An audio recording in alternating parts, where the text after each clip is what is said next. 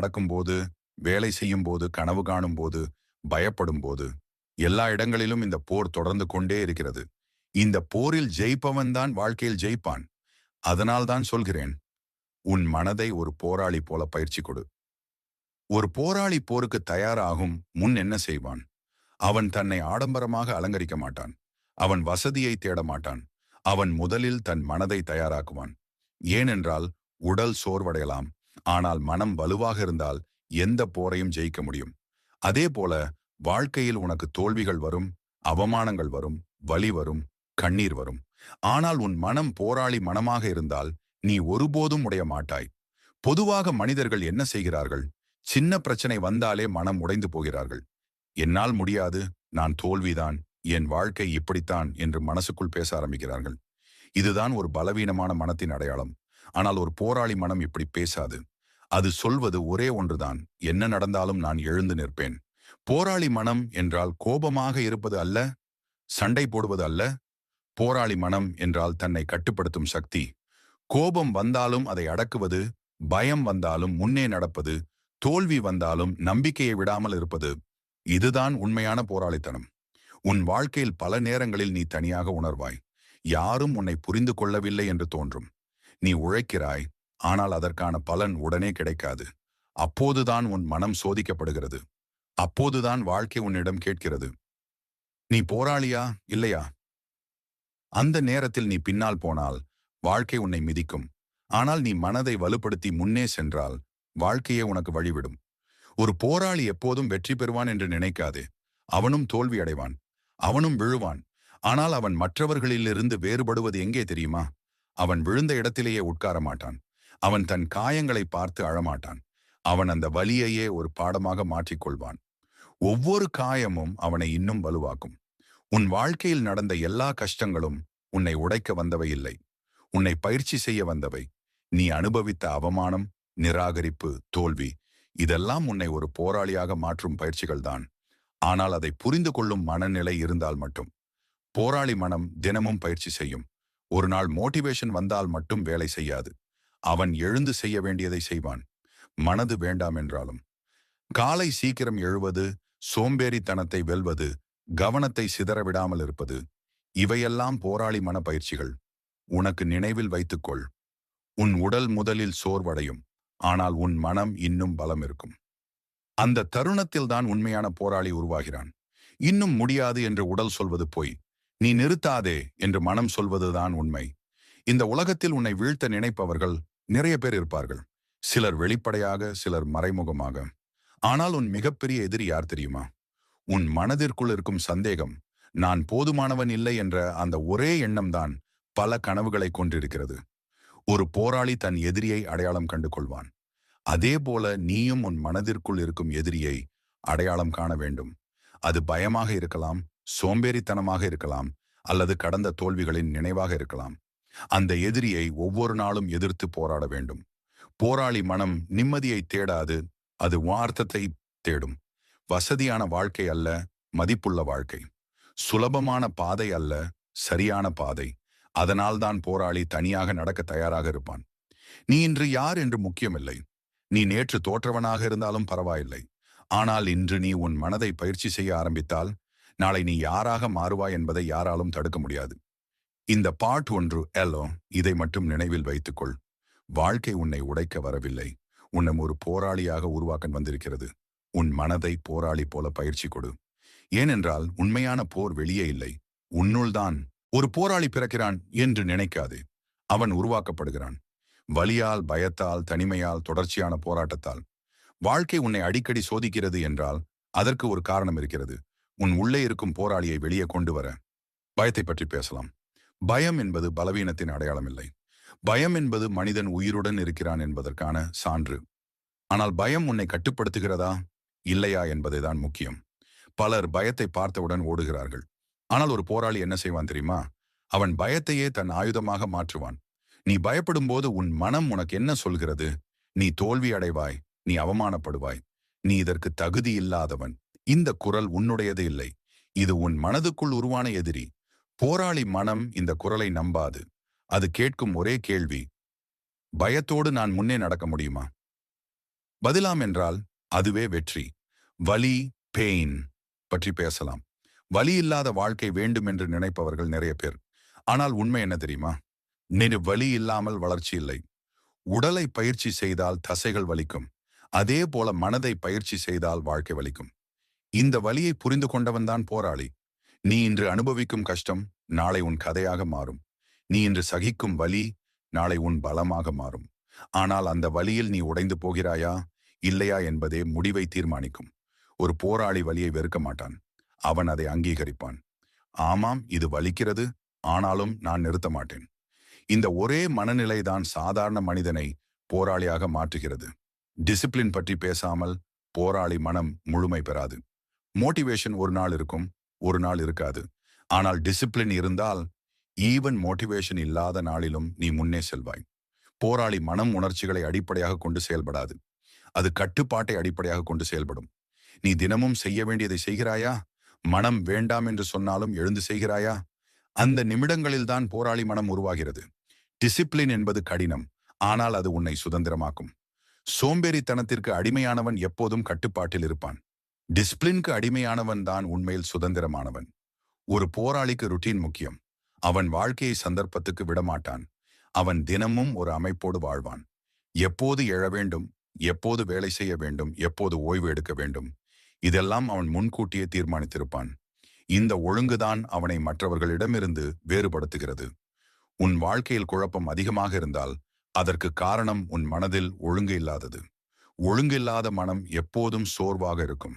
ஆனால் ஒரு போராளி மனம் தெளிவாக இருக்கும். அது இலக்கை பார்க்கும், பாதையை பார்க்கும், தடைகளை பார்க்கும். அதனால் அது பயப்படாது. தோல்வி பற்றி பேசலாம். தோல்வி ஒரு போராளியை பயமுறுத்தாது. அது அவனை பயிற்சி செய்யும். தோல்வி வந்தால் சாதாரண மனிதன் தன்னை குற்றம் சொல்வான். போராளி என்ன செய்வான்? அவன் தன் முறைகளை மாற்றுவான், தன் முயற்சியை அதிகரிப்பான். ஆனால் தன் நம்பிக்கையை மாற்ற மாட்டான். ஒவ்வொரு தோல்வியும் உனக்கு ஒரு தகவல். இந்த வழி வேலை செய்யவில்லை என்பதே அந்த தகவல். ஆனால் பலர் அதை நான் பயனற்றவன் என்று தவறாக மொழிபெயர்த்துக் கொள்கிறார்கள். இந்த தவறான மொழிபெயர்ப்பு தான் பல கனவுகளை கொண்டிருக்கிறது. போராளி மனம் தன்னை மற்றவர்களுடன் ஒப்பிடாது. அது நேற்றிருந்த தன்னுடன் இன்றுள்ள தன்னை ஒப்பிடும். நேற்று விட இன்று நான் சிறந்தவனா? இந்த கேள்விதான் உண்மையான முன்னேற்றத்தின் அளவுகோல். உன் சுற்றியுள்ளவர்கள் உன்னை புரிந்து கொள்ளாமல் இருக்கலாம். அவர்கள் உன் கனவுகளை சிரிக்கலாம். அவர்கள் உன் முயற்சியை கேலி செய்யலாம். அந்த நேரத்தில் தான் போராளி மனம் தேவைப்படுகிறது. என்றால் பெரிய கனவுகள் எப்போதும் தனிமையோடு தான் வரும். போராளி தனிமையை பயப்பட மாட்டான். அவன் அதை பயிற்சியாக மாற்றுவான். அந்த தனிமையில் தான் அவன் தன்னை கேட்க கற்றுக்கொள்வான். நான் யார்? நான் எதற்காக இதை செய்கிறேன்? இந்த கேள்விகளுக்கு கிடைக்கும் பதில்கள் தான் அவனை அசைக்க முடியாதவனாக மாற்றும். இந்த பாட் 2ல் இதை நினைவில் வைத்துக்கொள். பயம் உன் எதிரி இல்லை. வலி உன் சாபம் இல்லை. டிசிப்ளின் உன் சிறை இல்லை. இவையெல்லாம் உன்னை ஒரு போராளியாக வடிவமைக்கும் கருவிகள். உன் மனதை போராளி போல பயிற்சி கொடு. ஏனென்றால் எளிய வாழ்க்கை கிடைக்காமலும் இருக்கலாம். ஆனால் வலுவான மனம் இருந்தால் எந்த வாழ்க்கையையும் நீ ஜெயிக்க முடியும். உன் மனம் உனக்கு என்ன சொல்கிறது? இப்போதே பதில் கொடு. இப்போதே பழிவாங்கு. போராளி மனம் இதற்கு எதிராக பேசும். இப்போ அமைதிதான் சக்தி என்று சொல்வது போராளி மனம். அமைதியாக இருப்பது பலவீனம் அல்ல, அது மிகப்பெரிய கட்டுப்பாடு. பொறாமை, ஜெலசி பற்றி பேசலாம். மற்றவர்கள் முன்னேறும்போது, அவர்கள் வெற்றி பெறும்போது மனசுக்குள் ஒரு எரிச்சல் வரும். அந்த உணர்ச்சியை மறைக்க முடியாது. ஆனால் அதை எப்படி பயன்படுத்துகிறாய் என்பதே முக்கியம். சாதாரண மனிதன் பொறாமையை விஷமாக மாற்றுவான். போராளி அதை எரிபொருளாக மாற்றுவான். அவன் முடிந்தால் எனக்கும் முடியும் என்ற எண்ணம் தான் போராளியின் பொறாமை. ஏமாற்றம், டிசப்பாயின்மெண்ட் வாழ்க்கையில் தவிர்க்க முடியாத ஒன்று. நம்பியவர்கள் விட்டு போகலாம். உழைத்த விஷயங்கள் பலனளிக்காமல் போகலாம். அந்த நேரத்தில் மனம் கனமாகிவிடும். போராளி மனம் அந்த கணத்தை சுமக்க கற்றுக்கொள்கிறது. அது தன்னை கேட்கும், இதிலிருந்து நான் என்ன கற்றுக்கொள்ள வேண்டும்? இமோஷனல் கண்ட்ரோல் என்றால் உணர்ச்சிகளை கொல்லுவது அல்ல, அவற்றை புரிந்து கொண்டு சரியான இடத்தில் சரியான அளவில் பயன்படுத்துவது. இதை கற்றுக்கொண்டவன்தான் வாழ்க்கையின் எந்த சூழ்நிலையிலும் நிலை குலையாமல் நிற்பான். இப்போது மென்டல் டஃப்னஸ் பற்றி பேசலாம். மென்டல் டஃப்னஸ் என்பது பிறந்தவுடன் வரும் குணம் இல்லை. அது தினமும் உருவாகும் ஒன்று. ஒவ்வொரு நாளும் நீ உன்னை எப்படி பேசுகிறாய் என்பதில் இருந்துதான் அது உருவாகிறது. உன் இன்னர் வாய்ஸ் உன்னை உடைக்கிறதா இல்லையா என்பதே முடிவை தீர்மானிக்கும். பலர் தங்களை தாங்களே எதிரியாக மாற்றிக்கொள்கிறார்கள். நான் போதுமானவன் இல்லை, என்னால முடியாது, எனக்கு அதிர்ஷ்டம் இல்லை. இந்த வார்த்தைகள் வெளியிலிருந்து வரவில்லை, உன் உள்ளே இருந்துதான் வருகிறது. போராளி மனம் இந்த குரலை அனுமதிக்காது. அது அதற்கு பதிலாக ஒரு புதிய குரலை உருவாக்கும். அந்த குரல் என்ன சொல்வது தெரியுமா? இது கடினம்தான், ஆனாலும் நான் வலுவானவன். நான் பயப்படுகிறேன், ஆனாலும் நான் முன்னே நடப்பேன். இன்னும் முடியவில்லை, ஆனால் ஒரு நாள் நிச்சயம் முடியும். இந்த இன்னர் வாய்ஸ் மாற்றம்தான் ஒரு மனிதனை முழுமையாக மாற்றுகிறது. நீ உன்னை எப்படி அழைக்கிறாயோ, நீ அதுவாக மாறுவாய். அதனால்தான் போராளி மனம் வார்த்தைகளில் கூட டிசிப்ளின் வைத்திருக்கும்.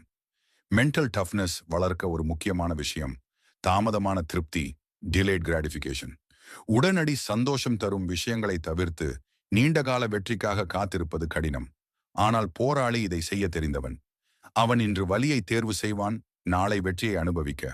சாதாரண மனிதன் சுலபமான பாதையை தேர்வு செய்வான்.